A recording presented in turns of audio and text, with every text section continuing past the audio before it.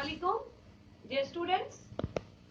This is very important topic, so listen it carefully. And the topic is describe the procedure of law making in Indian Parliament, or you should say how does a bill become an act in the Indian Parliament.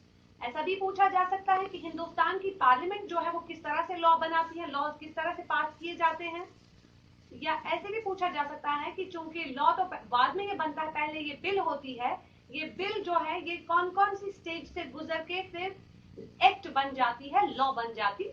तो ये है हमारा आज का topic, आप please ध्यान दीजिएगा। सबसे पहले मैं आपको बता दूं, it is Indian parliament which makes laws, and Indian parliament is consisting of president, Lok Sabha and Rajya Sabha. यानी जब एक बिल लॉ बन जाती है या हिंदुस्तान में जब लॉ मेकिंग का स्टार्ट हो जाता है, उसमें इस बिल को दोनों हाउसेज में पास होकर गुजरना पड़ता है और प्रेसिडेंट के दस्तखत होने चाहिए, तब जाके ये बिल जो है एक एक्ट बन जाती है। तो वो कौन कौन से स्टेज है वो नीचे दिए गए हैं, वो स्टेज वन बाय वन में डिस्कस कर लूंगी आपको अच्छे से। लेकिन उससे पहले मैं आपको बताना चाहूंगी कि बिल जो है, काइंड्स ऑफ बिल के बारे में थोड़ा बहुत। बिल जो है जनरली ये कॉन्स्टिट्यूशन जो है, constitution divides bills into two categories. Bill को दो कैटेगरीज में डिफाइन किया गया है, money bills and non money bills. एक तो मनी बिल्स होती है, दूसरी नॉन मनी बिल्स होती है। मनी बिल्स का मतलब होता है it's concern with imposition of taxes and expenditure of amount दस कलेक्टेड। जो भी सरकार हमारी टैक्स लगाती है हर एक चीज पे, चाहे प्रॉपर्टी हो, एम्प्लॉयमेंट हो, चाहे लैंड हो, हर एक चीज पे जो टैक्स लगता है, क्योंकि सरकार हमारी जो है वो कलेक्ट करती है वो टैक्स, और एक बहुत बड़ा खजाना जमा हो जाता है, एक वो जो अमाउंट जमा हो जाता है उसको कैसे खर्च करना है, कहाँ खर्च करना है, ये सारी चीजें जो है ये डील करता है मनी बिल्स। और मनी बिल्स पे पूरी तरह से कंट्रोल है लोकसभा का। जैसा मैंने कल भी आपको जब प्रीवियस लेक्चर पढ़ाया था पावर्स ऑफ लोकसभा, उसमें मैंने कहा था कि मनी बिल्स जो है, money bills only and only originate in Lok Sabha, not in Rajya Sabha. And so far as money bills are concerned, here Lok Sabha is having a full control over the national purse of the country. तो लोक सभा जो है उसी को पूरे इख्तियारात है money bills पे।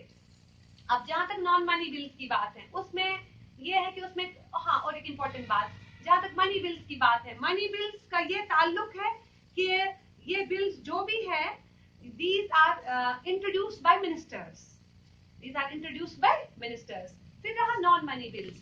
नॉन मनी बिल्स में कोई भी ऑर्डिनरी मेंबर जो पार्लियामेंट का होगा वो उसको इंट्रोड्यूस कर सकता है, और वो किसी भी हाउस में जा सकती है, चाहे राज्यसभा हो, लोकसभा में हो। These bills can originate in either house of the Lok Sabha, whether it is in Rajya Sabha or in Lok Sabha, hardly matters. किस में जाए क्या जाए कोई फर्क पड़ता नहीं है। लेकिन मनी बिल्स का ये है कि these bills must originate in Lok Sabha। और दूसरा है private bills and public bills. Private bills and public bills. Public bills means here government bills, और पब्लिक बिल्स का मतलब होता है यहाँ पे पब्लिक बिल्स गवर्नमेंट बिल्स होती हैं, and these bills must be introduced through ministers. And there is another thing that is private bills. Private bills जो है, प्राइवेट बिल्स में कोई भी ऑर्डिनरी मेंबर जो लोकसभा का है वो इन बिल्स को इंट्रोड्यूस करता है। तो ये है टाइप्स ऑफ बिल्स। आगे हम बढ़ेंगे। Before the bill becomes an act, it is to pass through many stages, and these are the stages. Let me discuss them one by one. एक बिल जो है किस तरह से फिर लॉ बनती है हिंदुस्तान की पार्लियामेंट में, उसको बहुत सारे स्टेज से गुजर के जाना पड़ता है, तब जाके वो एक्ट बन जाती है।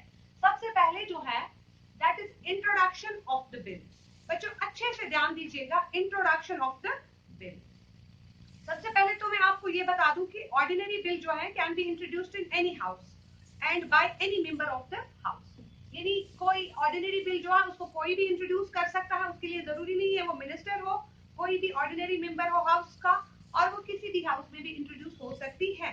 लेकिन जो मैं भी बात कर रही थी, मनी बिल्स की बात कर रही थी, money bills can only be introduced in the Lok Sabha and not in the Rajya Sabha. Money bills can only be introduced by the ordinary members of the house, ये याद रखिएगा।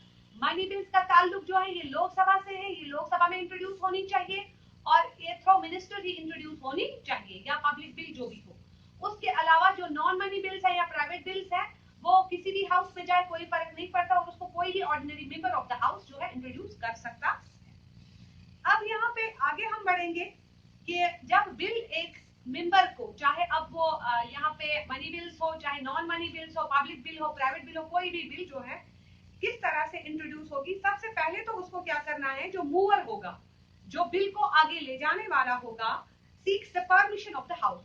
अगर लोकसभा में जा रहा है तो उसको लोकसभा का परमिशन चाहिए, राज्यसभा में बिल इंट्रोड्यूस होने जा रही है तो राज्यसभा में वहां पे उसको परमिशन मिलनी चाहिए। अब उसके बाद जब उसको परमिशन मिल जाती है, on getting the permission of the house, he only reads the title of the bill.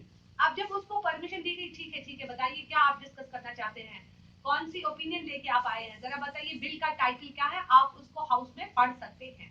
जब उसको परमिशन मिलेगी और उस दिन वो मूवर जो भी होगा, आइदर मिनिस्टर और an ordinary member of the parliament और लोकसभा, तो उस तरह से वो क्या कर सकता है, वहां पे वो simply he can only read the title of the bill। उस वक्त वो खाली ये पढ़ सकता है कि मेरी बिल का टाइटल ये है। फॉर एग्जांपल, मैं डिस्कस करते जा रहा हूँ औरतों की रिजर्वेशन, 33% रिजर्वेशन या 50% रिजर्वेशन मिलनी चाहिए लोकसभा में, या मैं चाहता हूँ कि हमारे यहाँ जो ये क्या कहते हैं इसको, राइट टू एजुकेशन है, इसको कंपलसरी बनाया जाए। कोई भी चीज, या हमारे यहाँ जो है अल्कोहल वगैरह कंजप्शन जो है, इस पर पूरी तरह से बैन लगे, इसके लिए एक्ट बने कि उनको सजा मिले जो भी इसको बेच।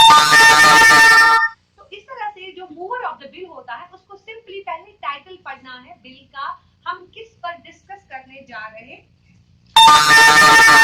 जब उसको परमिशन मिलेगी वहां पे, उसके बाद क्या करता है वो, after this he gives a copy of the bill to the clerk of the house, it is called the introduction of the bill. उसके बाद वो कॉपी एक, चूंकि उसने वहीं से लाई होगी, क्या डिस्कस करना है क्या नहीं डिस्कस करना है, पूरी बिल जो है उसका ड्राफ्ट लाया होगा, उसके बाद वो हाउस के क्लर्क को वो देगा। वो वहां पे जब क्लर्क ले लेगा, उसके बाद उस बिल को वो क्लर्क इंट्रोड्यूस कर लेगा, और इंट्रोड्यूस जब हो जाएगी बिल, तब क्या होता है, bill is sent to the gazette of India for publication and its copies are distributed among the members of the house. Clerk देखेगा हमारे हाउस में कितने मेंबर्स हैं, क्या है, उसी के हिसाब से उतनी कॉपीज बनाएंगे, और वहां पे जो गैजेट है, गैजेट ऑफ इंडिया, उसमें वो इंट्रोड्यूस कर लेंगे कि फलानी दिन फलानी मेंबर ने फलानी बिल जो है वो इंट्रोड्यूस की है। तो जब उसमें वो आएगा, नाम चढ़ेगा, उसके बाद वो कॉपीज वगैरह देख लेंगे, फिर उसको डिस्ट्रीब्यूट किया जाएगा अकॉर्डिंगली तमाम मेंबर्स ऑफ द पार्लियामेंट में। और उसके बाद क्या हो जाएगा, जब बिल को इंट्रोड्यूस किया जाएगा और गैजेट में हमने डाल दिया, जब गैजेट में भी हमने डाल दिया और इसकी कॉपीज भी बनाई और हर एक मेंबर के पास इसकी कॉपी चली गई, यानी वो खुद भी देख लेंगे कि अब जो बंदा मूवर जो है जिसने बिल को इंट्रोड्यूस किया है, ये किस बात पर चाहता है कि ये लॉ बने, क्या ये जेन्युइन है या नहीं है, वो उसको अच्छे से अपने अपने लेवल पे पढ़ेंगे और अपने साथ रखेंगे, क्योंकि कल जब इसकी रीडिंग्स होगी, डिस्कशंस होंगे, तो उनके पास अलग से अपनी कॉपीज होनी चाहिए। इन दिस वे वो क्लास बाय क्लास बिल को पढ़ सकते हैं। उसके बाद है सेकंड स्टेज, इसका फर्स्ट रीडिंग। क्या है फर्स्ट रीडिंग, याद रखिएगा बच्चों, after the introduction there is the first reading of the bill. On the fixed date, the mover of the bill stands up at this place and requests that the bill should be read for the time।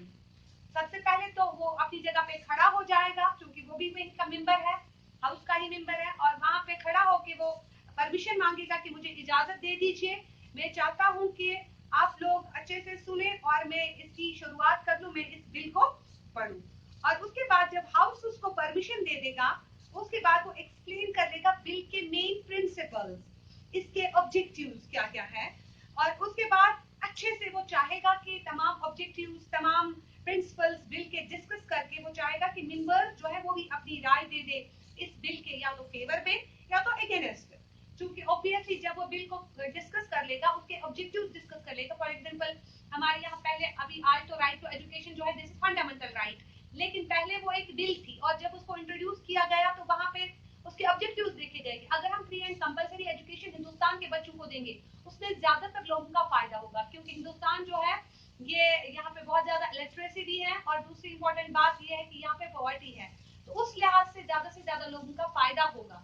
तो इसी तरह से bill का जो mover होता है वो इस बिल के ऑब्जेक्टिव्स को, प्रिंसिपल्स को डिस्कस कर लेता है हाउस में, और अकॉर्डिंगली ये बात फिर तमाम है। और उसके बाद क्या हो जाता है, वो चाहता है कि यहाँ पे जितने भी बैठे लोग हो वो अपनी राय दे दे, चाहे बिल के फेवर में दे दे या अगेंस्ट में दे दे। And the very important thing is here, if the majority is opposite to the bill, it is dropped. Obviously, अगर ज्यादातर लोगों ने इसको अपोज किया तो बिल वहीं ड्रॉप होगी, यानी वो आगे बढ़ेगी नहीं। तो मोस्टली क्या होता है, प्राइवेट मेंबर्स जो होते हैं, प्राइवेट बिल जो होती है, वो इसी स्टेज में, फर्स्ट स्टेज में ही, फर्स्ट रीडिंग में ही क्या हो जाती है, रिजेक्ट कर दी जाती है।